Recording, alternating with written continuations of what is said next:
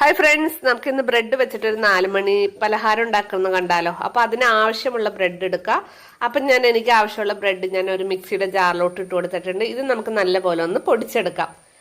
അപ്പോൾ അത് പൊടിച്ചെടുത്തിട്ടുണ്ട്. ഇനി നമുക്ക് കുറച്ച് ബ്രെഡും അതിൻ്റെ കൂടെ കുറച്ച് തേങ്ങയും ഒരു പാകത്തിന് കുറച്ചൊരു 2 സ്പൂൺ പഞ്ചസാരയും കിട്ടി വീണ്ടും ഒന്ന് പൊടിച്ച് ഒരു ബൗളിലോട്ട് ഇട്ട് കൊടുക്കുക.